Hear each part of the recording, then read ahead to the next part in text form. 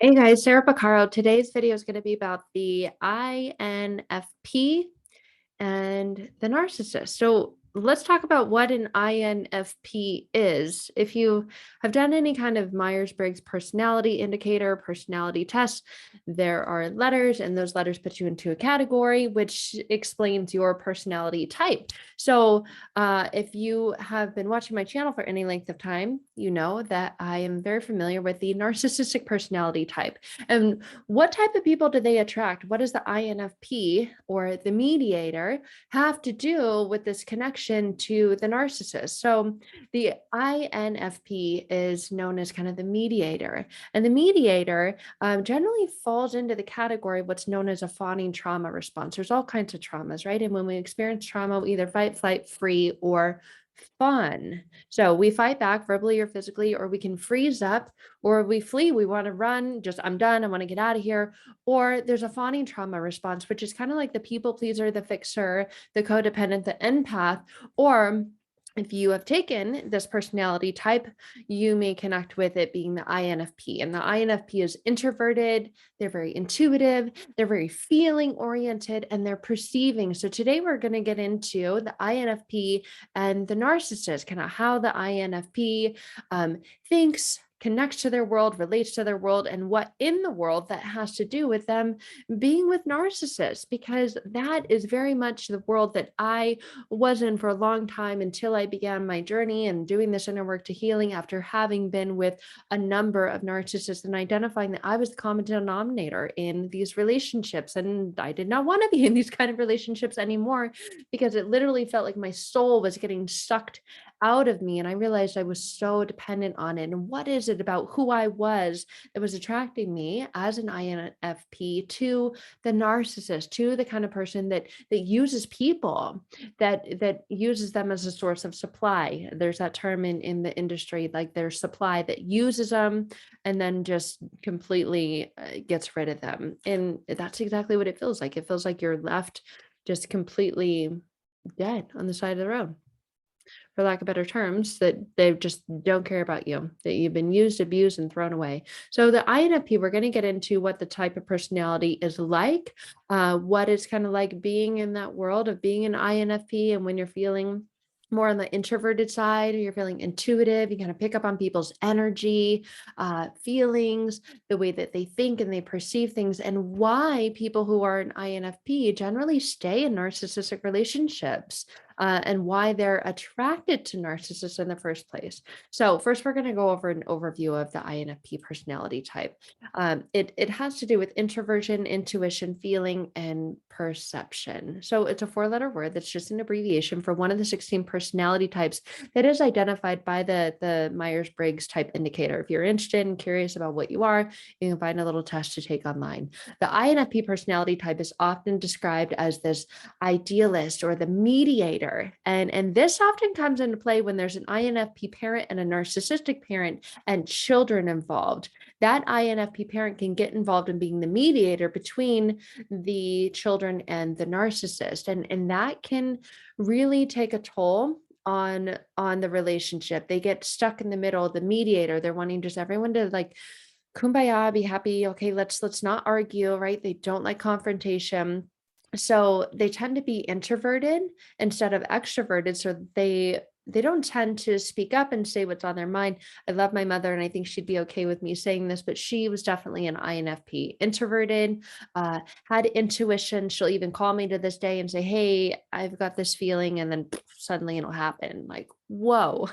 But very, very much a feelings kind of person, and has a this particular type of perception on things.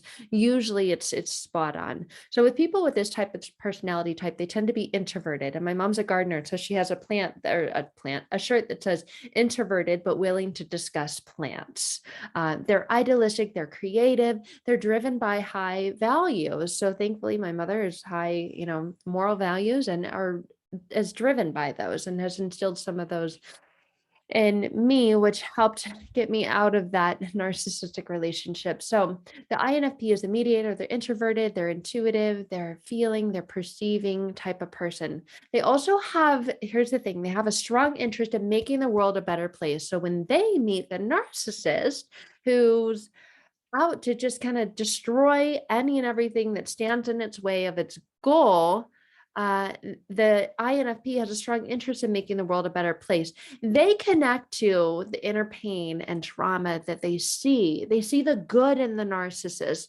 They connect to that and they think, you know what, I can love this person enough so that they won't be so traumatized. They won't be living their life in so much pain. They won't be so reactive. They won't be so angry all the time. And they have that innate, almost grounded interest in making the world a better place. And in making the world a better place, there are people that live in the world. So they are interested in making the people of the world better. And in addition to wanting to gain a greater and better understanding of themselves and how they fit into the world, they're also very interested in how they can best help others. So they're the helpers, the fixers, the nurturers, the carers, the forgivers, which makes them perfect and ideal supply for a narcissist. So people with this personality type, they tend to spend a lot of time exploring their own purpose in life, thinking about how they can use their skills, their talents, their interests, and their abilities to best serve humanity. Well, people are part of humanity. And so they stay in these types of tumultuous relationships because they're constantly thinking, what can I do better? What can I do more of? How can I do something different from the way that I am doing that will give a better and greater outcome for all, myself and humanity and these people included?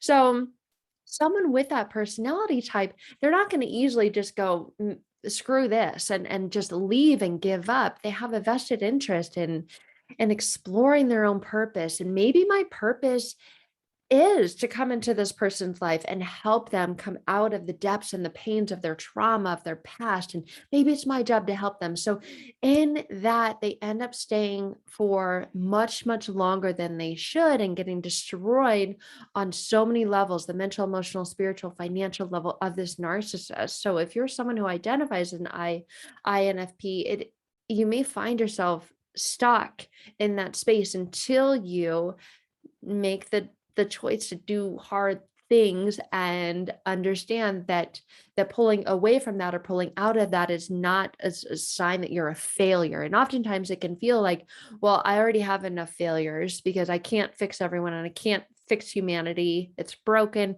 And if I leave this relationship, I didn't give it my all. I failed. I gave up too soon. And if I would have just stayed longer, maybe we could have kept our family together. If we would have gone to counseling, if I would have tried harder, and maybe we would have had a different outcome. So there's not people who are just like happily or willingly, easily give up on things that they truly believe that if they stay in, that they can have a part of making a better outcome too.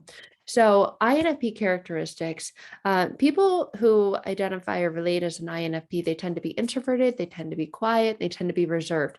This serves the narcissist because narcissists will serve to isolate people. They're not going to be around people who also speak up and are loud or are um, difficult to manipulate. INFPs can have a really loose sense of boundaries. They can be easily swayed because they're introverted and quiet and reserved.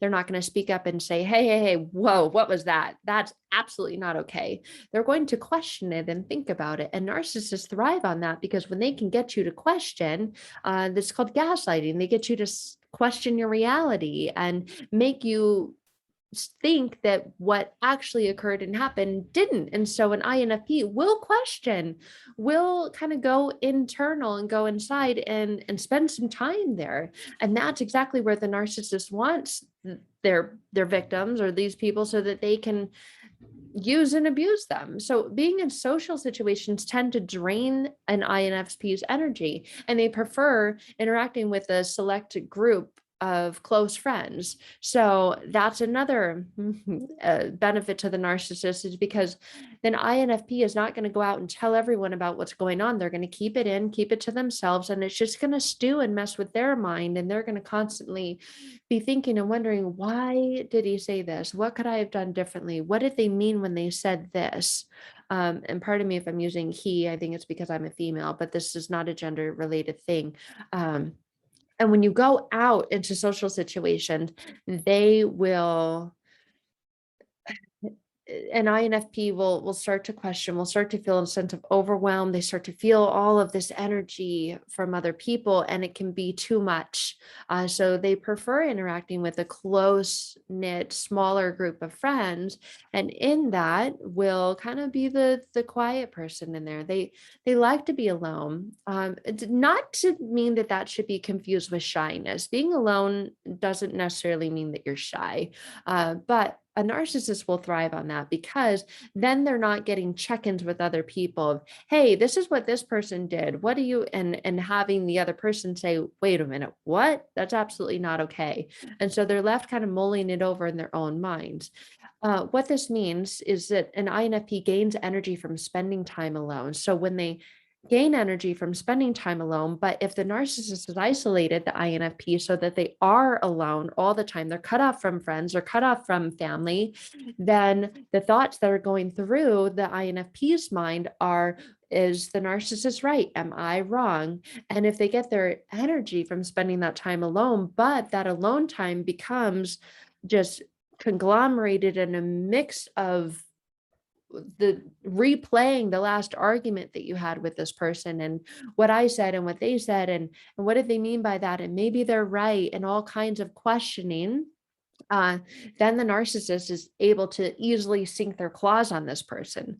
So, on the other hand, if they have to go out and expend energy in social situations, that can feel too much. So, they can get to a point in a relationship with a narcissist where it all begins to feel like just way too much. And then they completely shut down. And then all other areas of their life become impacted, even physically. They might begin to get physically sick after this.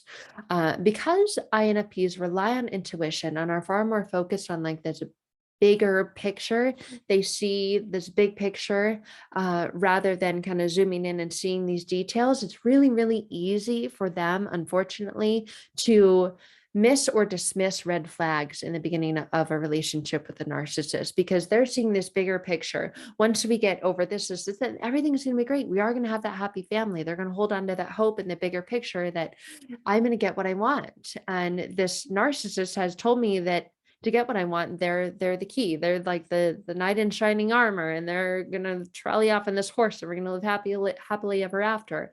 They're not seeing the little details because they're focused on out there rather than these smaller details in here. And that's where those red flags are that are being missed and dismissed because they're focused on something different, far bigger and more out there. They can be quite meticulous about things as well, especially things that they really care about, things that they're going to be working on at work or at home, and kind of mundane, boring details. No, I'm going to ignore those. Like, what do those matter? So, in a relationship with a narcissist, you can miss the little day-to-day things that are happening that someone else may see and may aid and be a benefit to them getting out of the relationship sooner rather than later. It's much more difficult to get out later. The longer you stay, the harder it becomes to get out. So, because INFPs also place an emphasis on personal feelings and their decisions are more easily based on these concerns rather than objective information.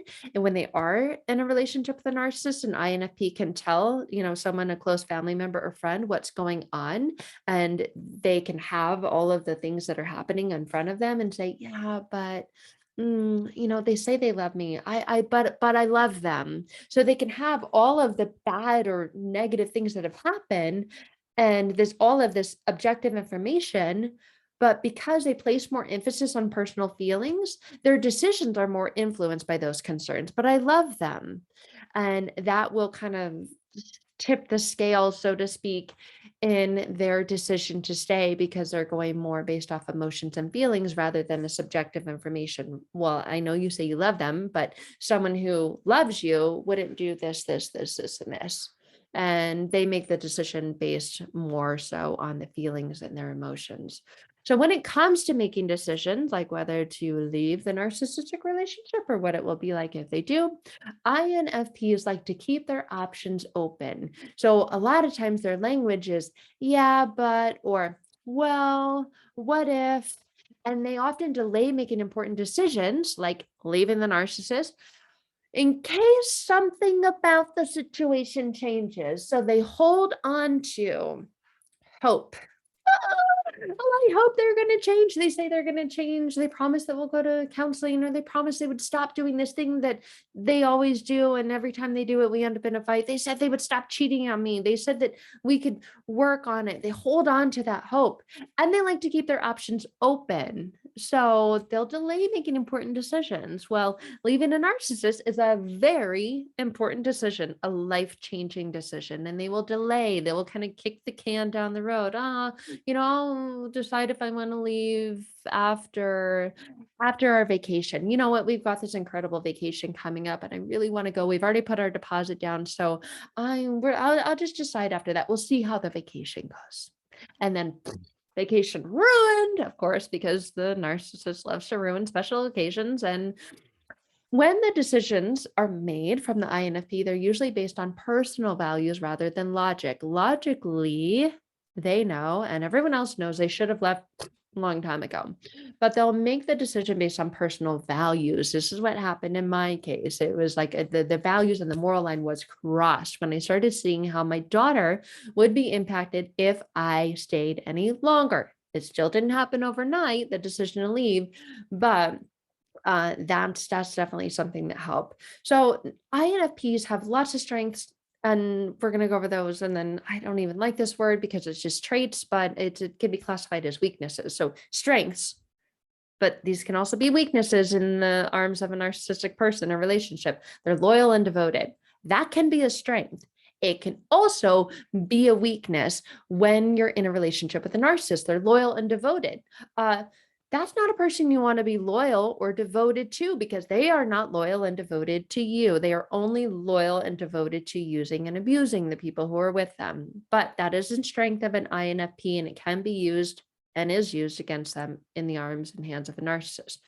Another strength is that they're sensitive to feelings. So they can be very caring, kind, loving, forgiving, but they're sensitive to feelings. A narcissist preys on that.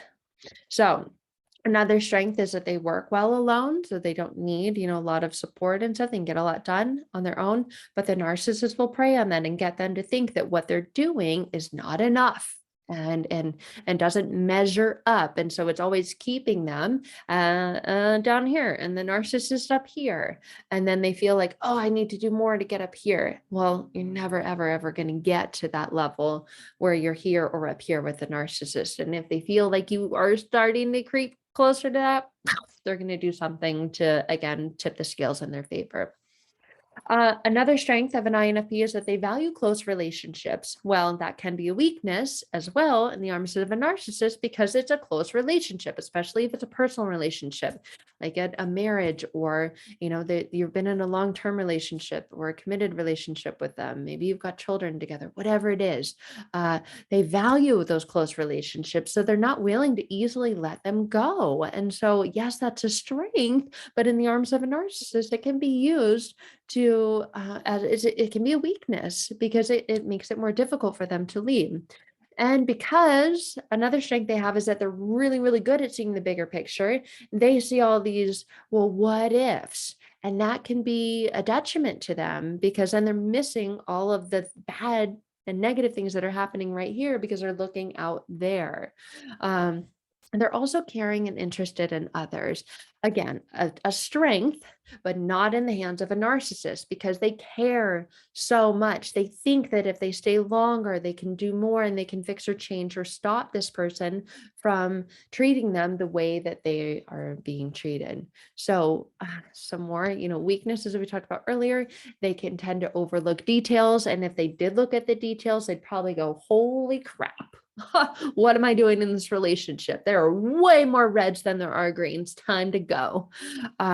They can sometimes lose sight of the little things, and that's where intuition kicks in. And oftentimes when I'm working with people, they said, Sarah, I knew it. And I ask, well, what is it that you knew? And I knew I should have left a long time ago. I felt it. I didn't go with my intuition. I didn't go with my gut feeling. I went against it instead of with it. And now here I am, sometimes decades later, saying, okay, help me, fix me. So a weakness is sometimes can be difficult to get to know.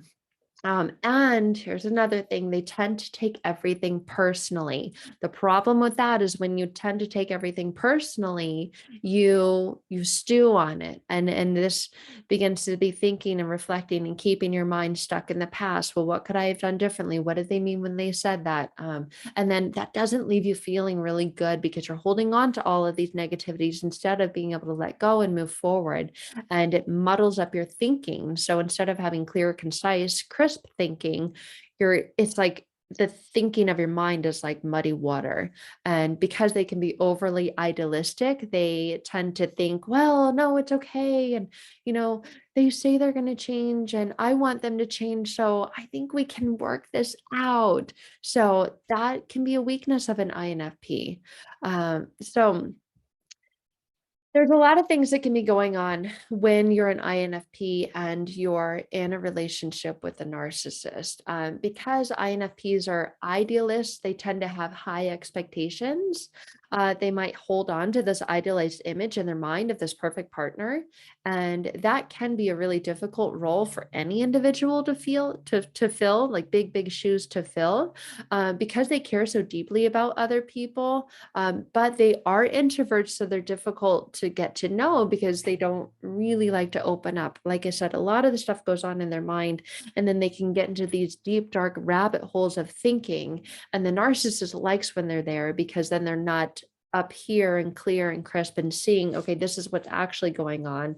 They have an idealized version of what they would like to go on, but it's never going to happen with a narcissist. They're going to promise you the world and then hand you a bag of you know what, and then light it on fire, step on it and run away. And you're thinking, wait a minute, what just happened? And they do tend to become very close and deeply committed to the small group of people or the few people that they forge close relationships with.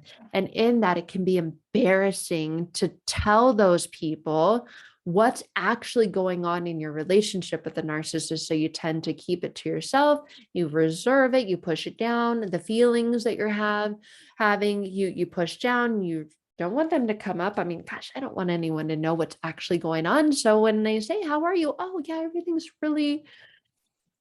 good. Thanks. And because they're not really happy with putting all their stuff out there or airing dirty laundry, they think, well, no one wants to hear that. I mean, they're all doing well. I guess I should just kind of go along with it too. They dislike conflict and they try to avoid it. Well, the narcissist thrives on that because then you're not going to stand up for yourself, speak up, express what's on your mind, because the narcissist will turn it into something that is an argument or some sorts of conflict. So an INFP, because they dislike conflict, they try to avoid it. Their boundaries get overstepped a lot. And then when we say, well, just start implementing boundaries, they think, oh gosh, I just cringe when I hear that word. Because when conflicts or arguments do arise, they focus more on how the conflict makes them feel rather than the actual details of the argument. And if the conflict is going to make them feel bad at all in any way, I don't even want to go there. Nope, shut the door. It's fine. Do whatever you want. I don't want to go there. I will just clean up the mess afterwards.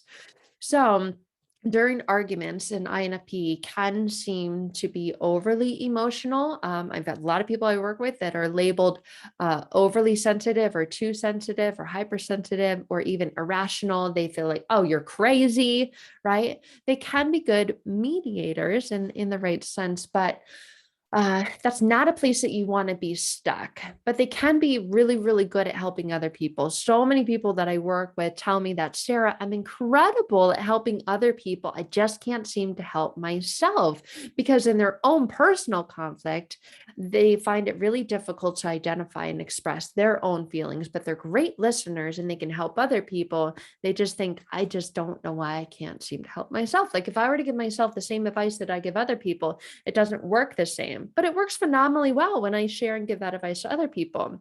And because they're so reserved, because they're so private, it can be difficult for other people to get to know them. So a lot of times their close friends and family have no idea what's going on with the narcissistic relationship, because a lot of times in the public eye, the narcissist is wearing a mask and other people think, wow, this great person. Wow, they're out in the community, they're well respected. They speak very well. They have all these accolades. Wow, you're with a great person. And the INFP may be going, yeah, if you only knew. And because they're so quiet and so devoted to their close family and friends, they place high importance on the feelings and emotions of their loved ones, that they're not going to open up and share what's actually going on in the narcissistic relationship, because they don't want to bring others down, or they don't want them to be bothered or worried about them. So much of their energy is focused inwardly and is characterized by this intense feelings and strong values. They don't want to rock the boat. They don't want anyone else to feel like it's, their job. They've got enough going on. They've got enough on their plate. I don't want them worried about me. And so they can tend to keep the things that are happening within the narcissistic relationship, within the, emotional abuse, financial abuse, to themselves, and not speak up about it. So INFPs tend to be very, very loyal people to the people that they love and the beliefs and causes that are important to them. And that has to do with all kinds of relationships. And this relationship with the narcissist is no different. So that's why they end up staying for far too long and being abused. So my hope is that if you're an INFP and you are in a narcissistic relationship, or have been in one, or a multitude of one, and you're identifying that, uh, yes, there's nothing wrong with you, but if this internal pattern and behaviors continue, then your life will be worse than, or just a continuation of what it is now. If you continue to stay in the narcissistic relationship, attract narcissists in the future. Maybe you got out of a narcissistic relationship and you are afraid. You want to be in a loving, kind, caring relationship, in a mutually beneficial and respectful relationship, but you're finding, I don't know what to do, because I'm an INFP, and I just get attracted to these narcissists. What do I do? So, if that's where you're at and you're ready to do a deep dive into your own internal unconscious mind, where your internal patterns, behaviors, actions, and beliefs stem from, and know what to do to change them, and have every experience of your world change, not change who you are, because there's nothing wrong with an INFP. They have incredible strengths and qualities, but in the hands of a narcissist, they get used and abused. So, not to change you, but to change your experience and your perception and your relationships, to have them be ones of strength, ones where those strengths are strengths and they're not used as weaknesses and against you. So I would love to connect with you and talk to you more about doing just that, about personal transformation, if that's what you're looking for and what you're ready for. And if so, then please click on the link in the description below this video. We can talk more about possibly working together one-on-one if we're a good fit.